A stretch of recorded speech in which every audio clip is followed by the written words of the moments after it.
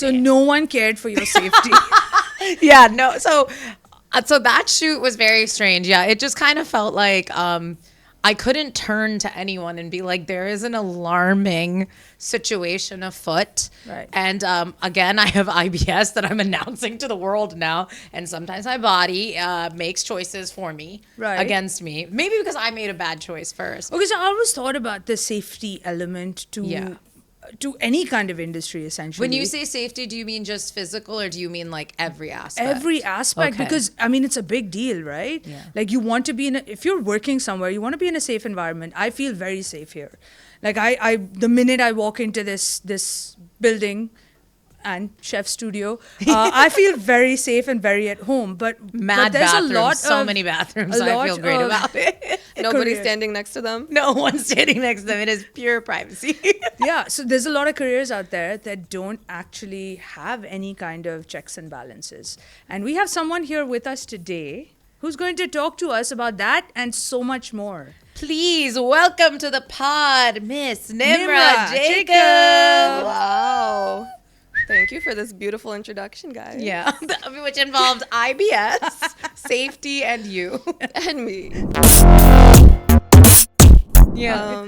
Yeah, I mean, there are so many fields where I feel like you aren't safe and you don't have people to turn to, and ultimately you are left to fend for yourself. Have they ever put a snake? I'm sorry, I keep going on about this because recently I was on Instagram scrolling and I saw these models and they had all these giant pythons on top of them, and I'm just like, that can't be safe. Have you ever had to been in, as part of a shoot with animals or dealing with in an unsafe environment? Yeah, I mean, there have been horses on many of the shoots that I've done. There was an eagle one time, majestic creature, at the shoot. Angry creature. You never know with animals. I feel like whenever you provoke them and you're not sure when you do provoke them, they will snap. They are beings just like us.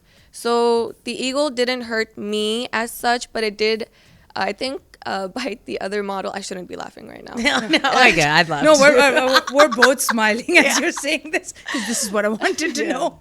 So I think she told me, she was like, yeah, be careful because it just like snapped at me. And okay, guys, so I realized if the animal is not taken care of and I actively see that the animal isn't being taken care of and just its well-being isn't considered, then I put my foot down and I say, listen, I'm not doing this. You cannot treat an animal that way. You cannot just for a shot. It doesn't make sense. Yeah. Right. So it's not just our well-being. It's also the animal's well-being that I think about all the time. And if you're not able to bring in someone who actually takes care of their animal, don't do it. I agree. Okay, well, that's actually a good point. I like that you're talking about putting your foot down because that's something I want to get into later. But first, I think let's get a little backstory on who is Nimra. Oh my God. Who is Nimra? I am me, you know? You're like, I don't know. We love. I'm not sure. It's like What's in the the spotlight. answer? Like Okay, you no, do your but own you introduction. are one of our country's top models, Masha. You are, as of just a couple of days ago, the second runner-up to represent Pakistan at Miss Universe. No easy feat. You use your platform for good, for causes you care about. You've often put your name behind, whether it's minority rights, fighting gender inequality, harassment, things like that. Right. Would you say activist? Are you comfortable with that title? I'm such a huge activist at this point, Awesome. and I am proud to say I'm an activist. I have so much to say, and I feel like I have so much love as well to give that for me, not like I cannot not call myself an activist. That's awesome. I love that. Yeah. Thank you. I love that you're owning it. And the last credit I'll give you is you are an affirmation deliverer. If you do not follow Miss Nimra on social media, she keeps me humble and in check when I want to complain about the smallest thing. She will post like a very nice thing in the morning that'll be like, yo, You got this. Yeah. Yeah. Also, you and I know each other. What is common with a lot of our guests at this point. We both are from the same curly-haired place. Yes, we do. From. My curly girl sister. Yeah, literally. You know, I wore my hair curly today because we had another curly girl on last week, I think, and they were like, what the hell? Because my hair was blow dried straight, and I was like, all right, I'm not gonna abandon my people. Yeah, girl. I was expecting to see curls today, and the curls are curling. So amen. Thank you. I found some mousse. Mousse has made a comeback. There we for go. My curly people. You are like me in that we are American Pakistanis. Yes. Who have found, alhamdulillah, like very nice careers back. So tell us a bit about that. How'd you get here? How'd you get here? Yeah. What's that visa status? Let me know. So I was born and raised in New Jersey, and I loved my life there. All I knew was the Jersey life, and I was a Pakistani American. So over there, I was a first generation American. I got to see life because where I grew up, the community was very diverse. So I got to see a lot of first generation American kids, and I got to go to school with them and really have a great experience understanding that their parents were also immigrants and had also come from a different country, and here we are all together getting an education and really living an American life. It was beautiful because it was I saw America for what I hope that it can always maintain, aside for you know the minute I'm just like, oh my god, girl, it's not going too well for us over there. I know. It's really, guys, what's going on? I keep telling people, I'm like, can you imagine being American and Pakistani in today's day and age? Because I can. I love it. Yeah. I'm really enjoying this because it's always been, where are you from? Pakistan? Do you guys even have bathrooms? And now I'm like, do you even have a president? Yeah. What's happening with you guys? It's There's crazy. like a breakdown. At this point, what I'm seeing going on, I might just go and run for president. You know what I'm saying? You should. You Why should. not? Do you know, I was actually going through your Instagram before this talking you, and there were a bunch of comments under some of your posts, and one comment kept popping up, Nimra for president, Nimra for president. Oh, wow, okay. Why not? You gotta answer the people's call. Yeah. I'm telling you, I really do care about the people, and this is not me advocating for myself, or maybe it is. I don't know. You might just see somebody call CNN. No. But I care, and I think the trajectory of where we are going as human beings is not great. Yeah. This was meant to be about me, but now it's about the world. But now we got a political. Okay, sorry. So let's bring it back. Okay, so Jersey girl, first generation American, and I just remember during my summer breaks, because I was really attached with my relatives here, my mom would send me off, and I think it was her way of getting a break from me because I was a very demanding child. So summer times I would come here and I would have a great summer with my cousins.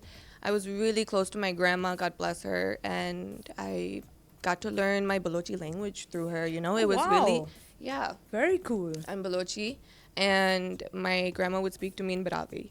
So coming here is why I was able to preserve that Pakistani culture within me and my heart. But I would always go back to America. My life was there, and I remember I came here in 2016, and I did a shoot for fun. I was like, okay, let's see how it goes. Yeah. And Do you remember the brand, or was it just?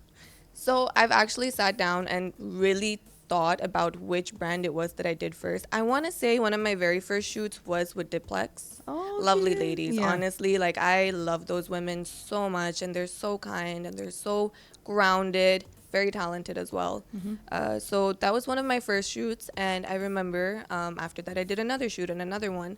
And at that time, being a newbie, knowing what I know now, I was exploited by not by Diplex, because I love Diplex. But I'm like, like new girls who are coming up now, and they'll ask, like, again, like I want to make it clear on this podcast, right. I am not a regular model like Nimra. Like, I'm very much a niche, so it's like twice or thrice a year at most.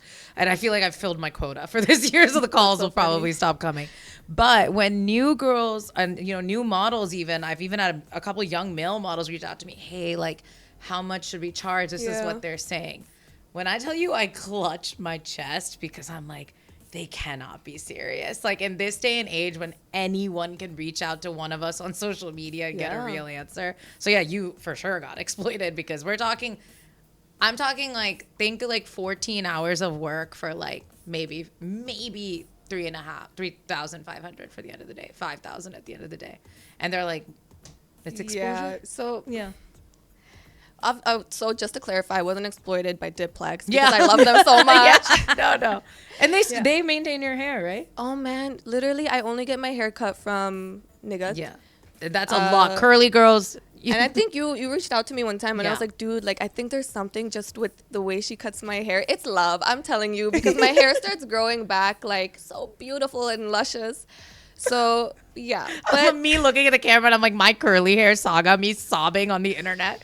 But she's my next stop. yeah, please do. I'll even go with you because I need a trim. Please. So. I'm like, please, actually. But yeah, so the next few brands that I did, I was like, okay, cool, this, that, la, la, la, I did the work. And knowing what I know now, I was like, damn, really? It's okay.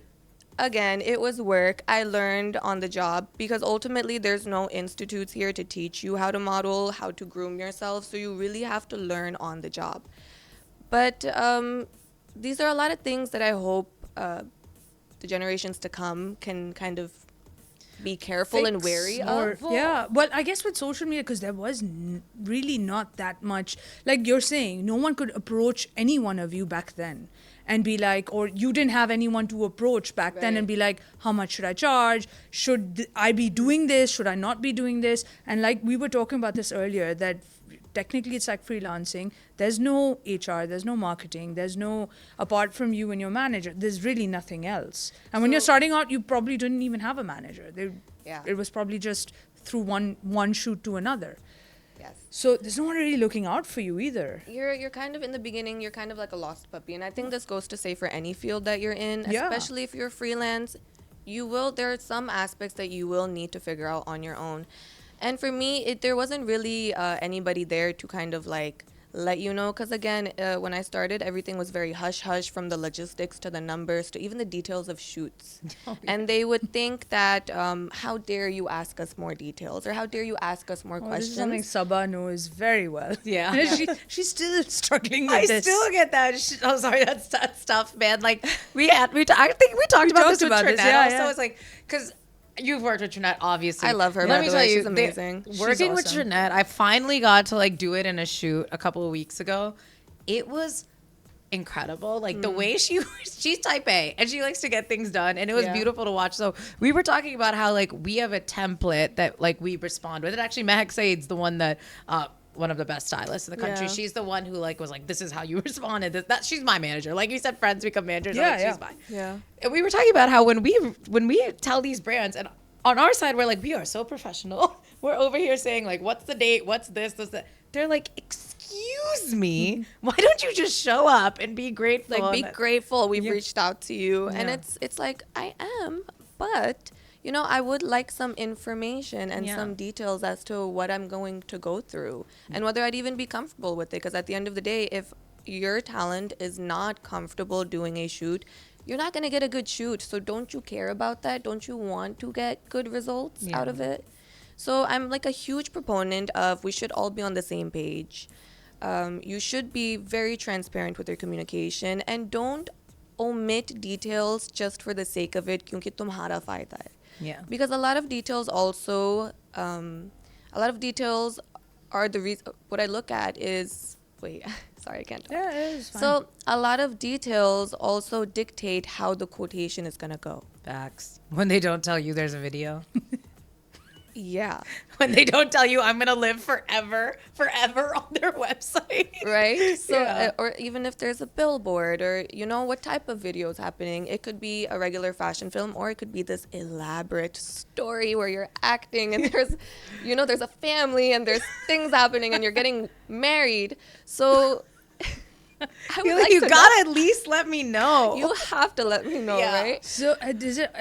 You said billboard. Does it ever happen where they're like, "Oh, we're just going to do a photo shoot," and then they put you up on a billboard, and you call them up, and you're like, "Why am I on a billboard?" And they're like, "But you should feel privileged that we put you up on a bill. It's a big deal. We put you up there." How does that go? How does that conversation go? Because billboard stuff is big. Like they earn a lot from it. Yes. And they don't pay you. Right, and there's always this middleman that omits the details out, Yeah. because I don't think the brand so much wants to omit these details as I much feel as like- it's the coordinators or middlemen Yeah, that do most it. of them have outsourced the nitty gritty. I Right. think they're like, Yeah, "Don't but the make us have brands to think also, about it's, this." I mean, if they wanted to get to know exactly what all is happening, they would. No? Oh, so yeah, some brands actually don't care about the safety of their talent. And I'm talking about big, huge conglomerates that have been in the industry for decades. And they genuinely, उनके दिमाग में है काम कराओ and go home. Yeah. And You're just Me another too. number to them. me too, you know, like I just want to do my work and go home. But at the end of the day, especially for the brands, I would say that talk about female empowerment and we're here for our women, then actually stand by what you say. Oh, girl, you just pressed my Don't- button. When right? people say female empowerment, I'm like, run. Please run. Absolutely. Yeah. Absolutely. So it's, and again, the power I really believe is with the women because they're our highest consumer market Yeah. in Pakistan, truly. Yeah? So you talk about female empowerment, stand by it and back it up. Facts. Let them know. Let Yeah. them know. Yeah. Yeah. So, I was like, if I get set off, it will be on this topic forever. So, please. no, go. Yeah. Go ahead. I was gonna say, okay, so we've had a couple episodes now, like our last, the one that just went up. Yeah. I mean, this is gonna be out of order. But watch our one with Kizra Munir. It's fantastic, where we talk about like basically being burnt out and like what work can do for you. And like I go off because I'm like, when I read female empowerment now, like in the mission statement of stuff. It's a red flag for me, unfortunately, because I'm like, you know, it's a very nice bow to put on it. And I don't want to discourage brands that are obviously actually backing up what they're doing. But now I see it as like, we're going to put this little pink bow. Right. And we're going to have our Women's Day lunch. And Yeah. I don't care that you, like, hate yourself at the end of the day and that we Yeah. use basically every gender trope against you. So it's a very, very It's very much a frustrating PR stunt. Yeah. And also, I don't think you can be for women empowerment and be against feminism. Yeah. Yeah. This is a conversation I have had with a few people. And ultimately, I just want to put it out there. The reason why we are here today is feminism. And I think people have this weird image of feminism and who a feminist is. Yeah. And truly, it. I feel like no. they have one definition for it, but it's not. There's so many different things. And it They is have like their- radicalized Yeah. the image of a feminist and feminism. in And by the itself. way, it's their weird own hypersexualized like dream or nightmare or whatever it is Yeah. that they want, because they always come down to like the same thing, which is like, oh, nangaona. And I'm just like, Yeah. first of all day long, I have to see men in all states of undress scratching and peeing on the streets, and no one seems to have a problem with that. But no, that's actually not it at all. But this is a topic, honestly, I'm like passionate about, where it's talking about how Pakistan really has this drive for like conformity. Our society really likes things to make sense to them as they have always made sense to them. Right. So I feel like even though feminism has been around in Pakistan as a movement since 1947, I believe, was our first Earth March. Check the tapes. That's They amazing. act like it is somehow brand new. brand new, and it's Right. lighting fire to the world as they know it. Right. Yeah. And the world as they know it, I mean, I don't mean to mansplain feminism to you, but it's like where they benefit from patriarchy. And that also includes other women, and that includes people who are in positions of social capital and power, right? Because when you got money, why would you want things to change? But also, Yeah. can we talk about how it's not just, it's also where religion benefits you, you preach about that as well. And where Facts. it doesn't benefit you, you're not Yeah. as religious. It's weird, It's- right? Like it's this whenever- halal, haram Yeah. benefiting you based on what is convenient for you. I think and it's more of a power thing. It's literally the benefit, the power, all of that. It all goes hand in hand, Yeah. and they want the women to not have that power Yeah. because it suits them.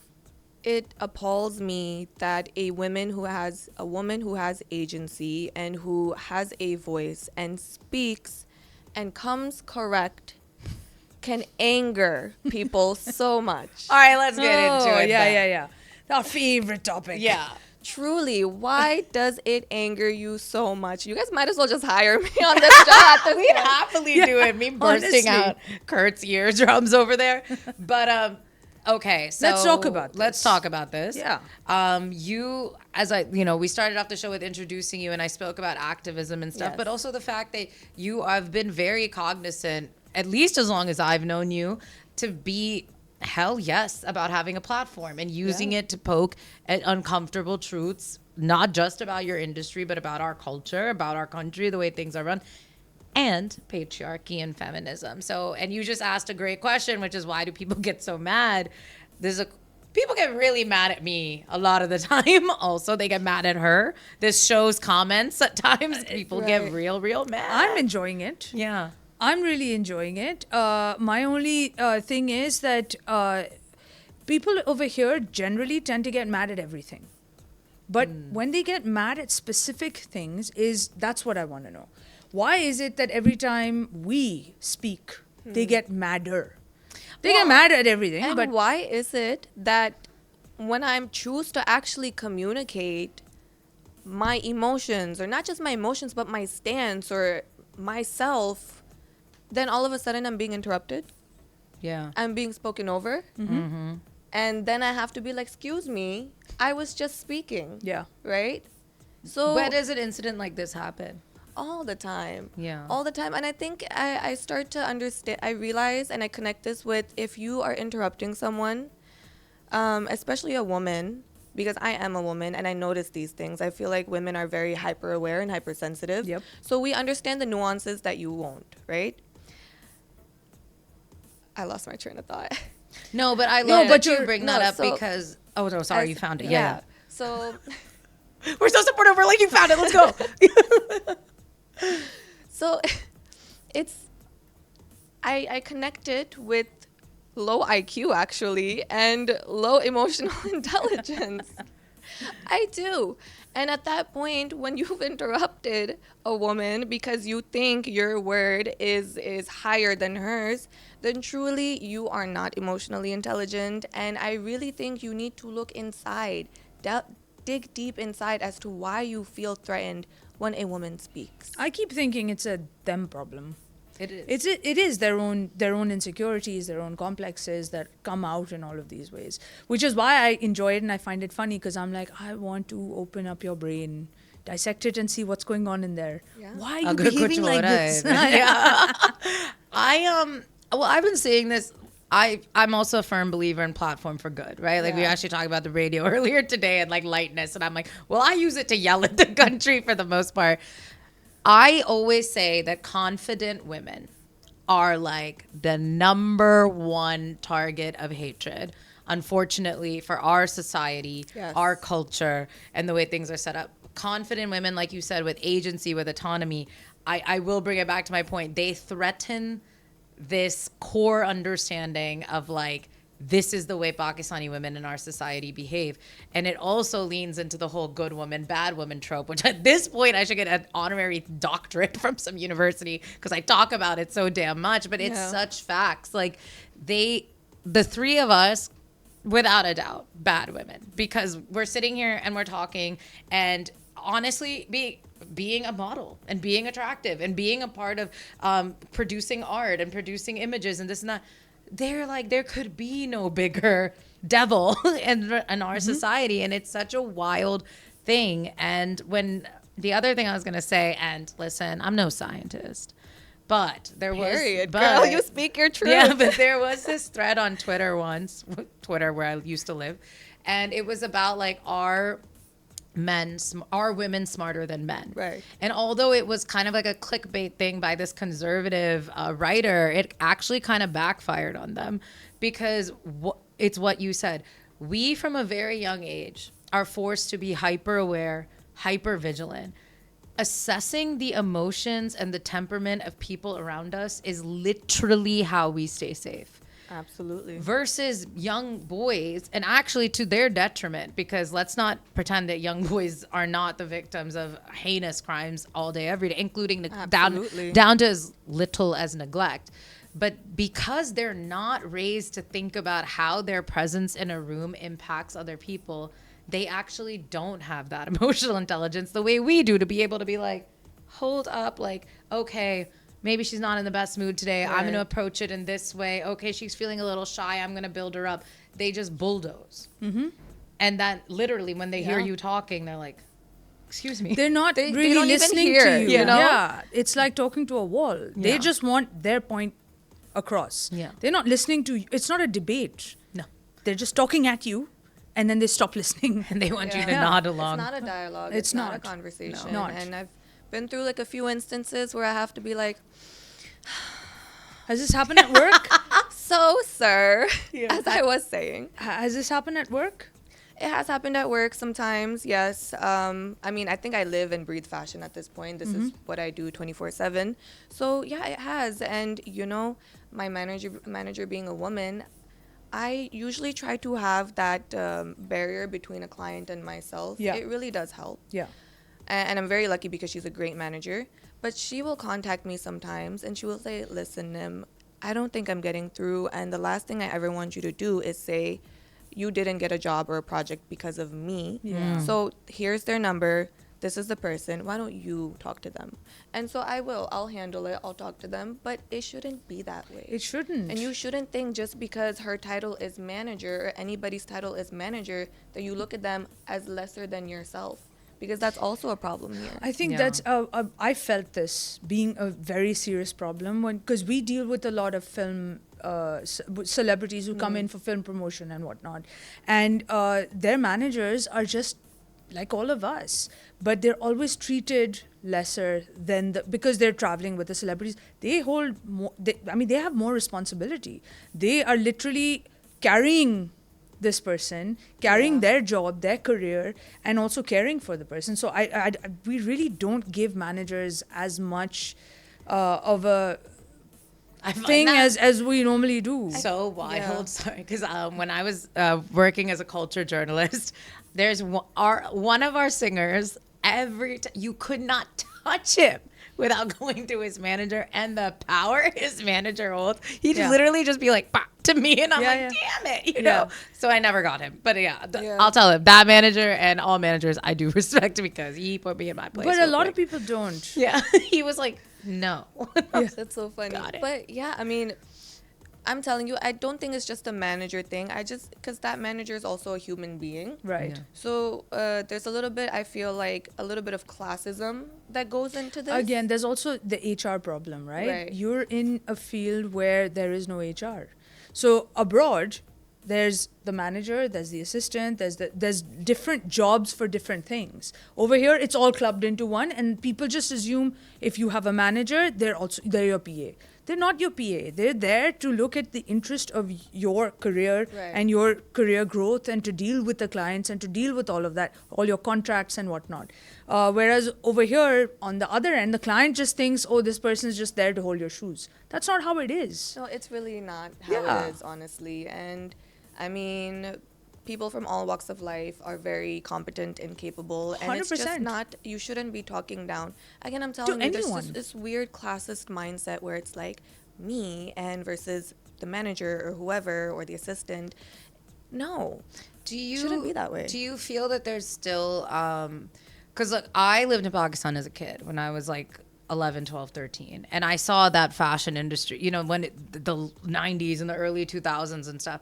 Do you feel now as a model in the industry, that too, you know, mashallah, alhamdulillah, a very powerful one, that there is a level still of classism and sort of judgment that gets lodged at models, sometimes even at work? I would say for the most part, because again, life goes on, there's newer kids coming in, and it's such a breath of fresh air.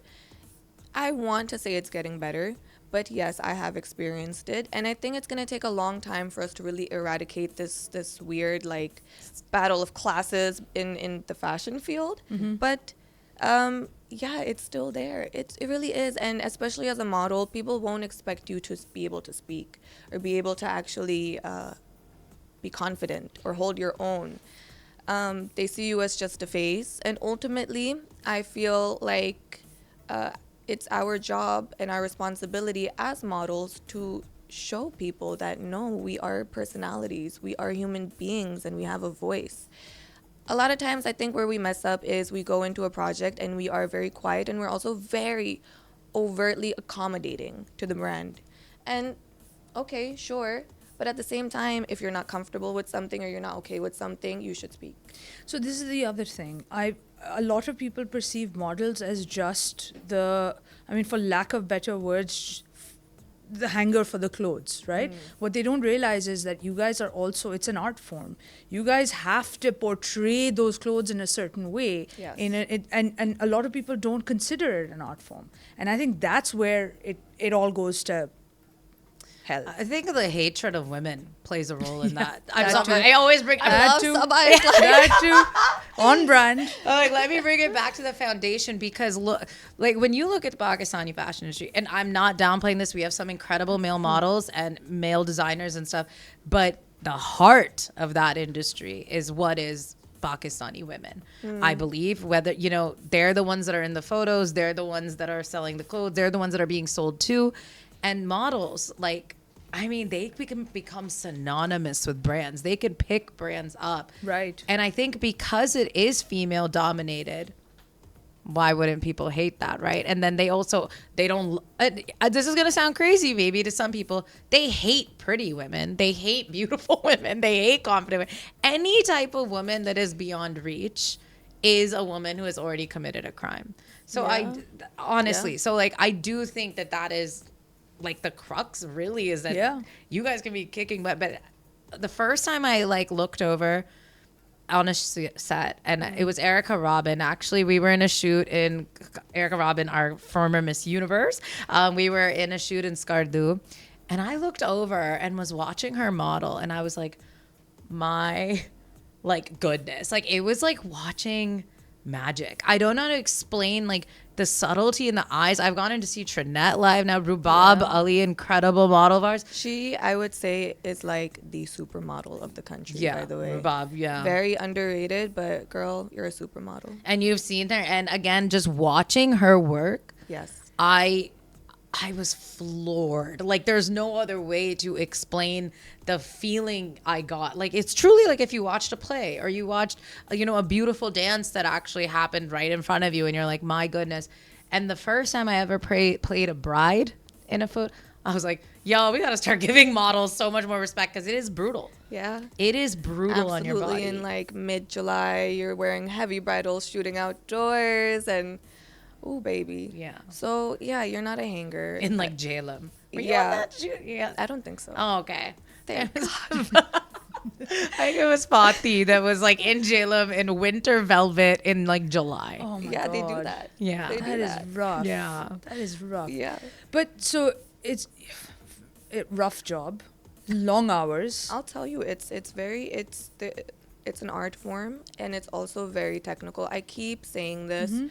The way I got here, and I'm not saying I'm some uber great model, but I have come a long way, is because I did my homework. I put in the work, I put in the hours, the blood, sweat, and tears, and the love and passion that I had for fashion, and that's why I got as far as I did.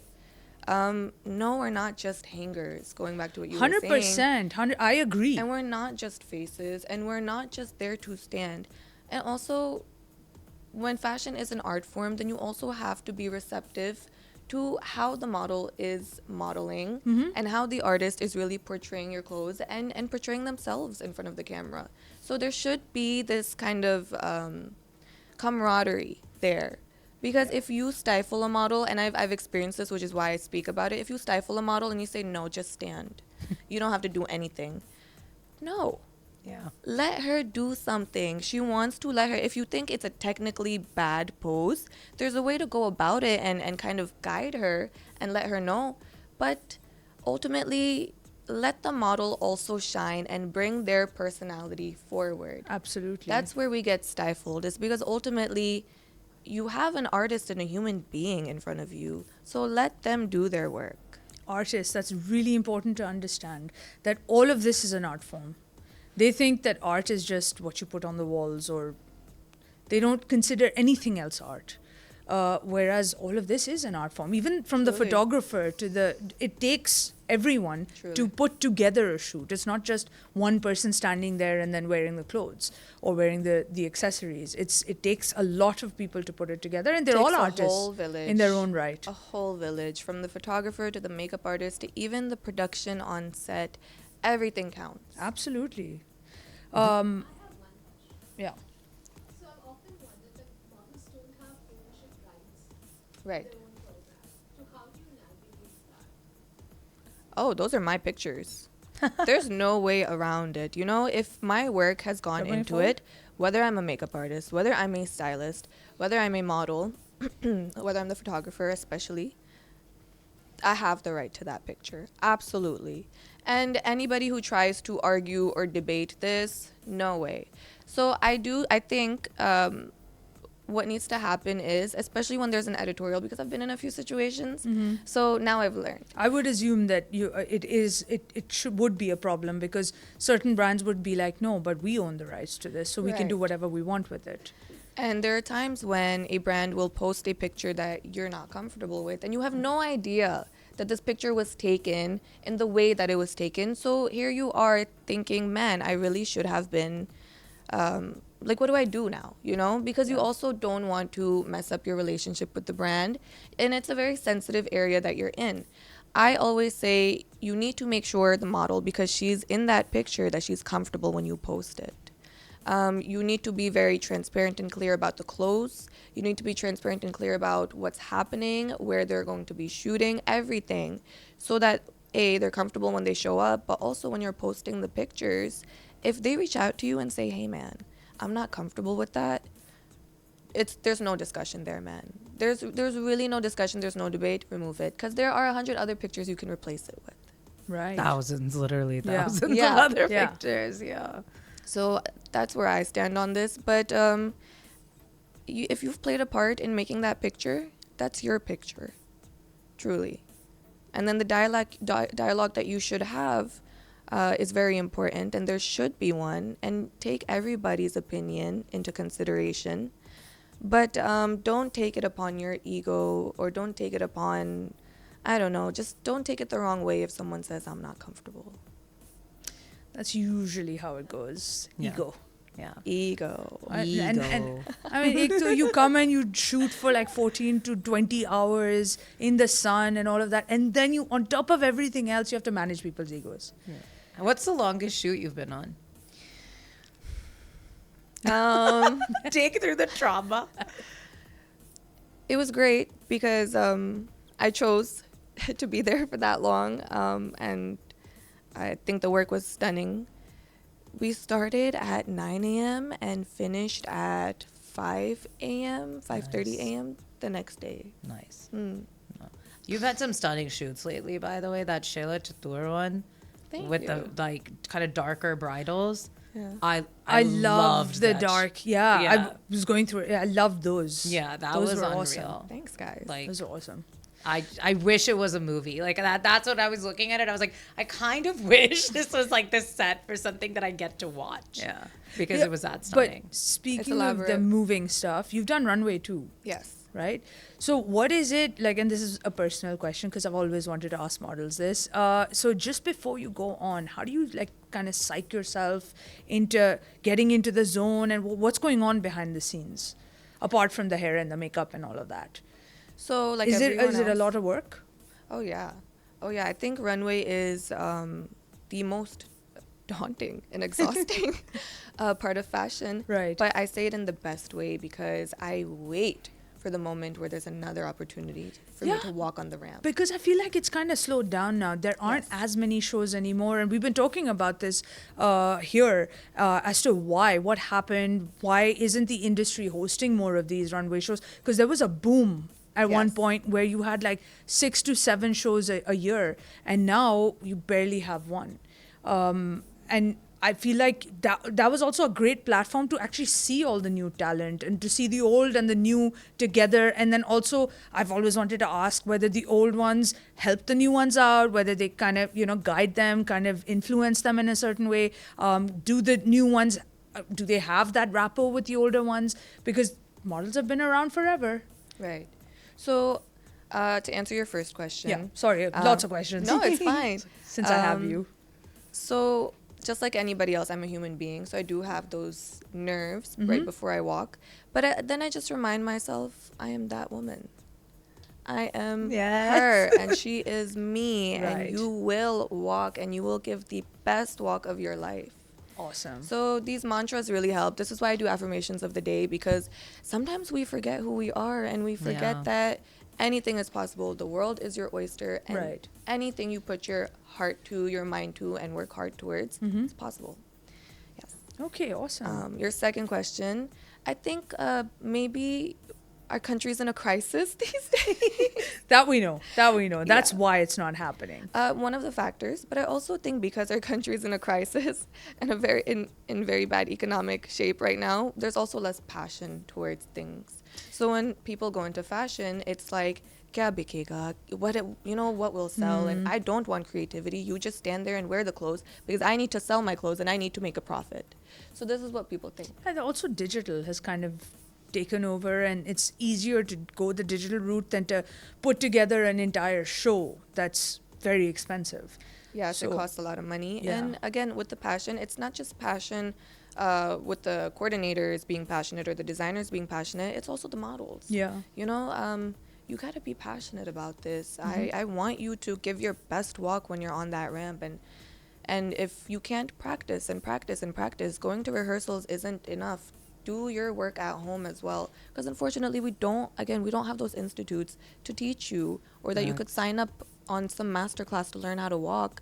Do your homework and come in with the best passion there is for it.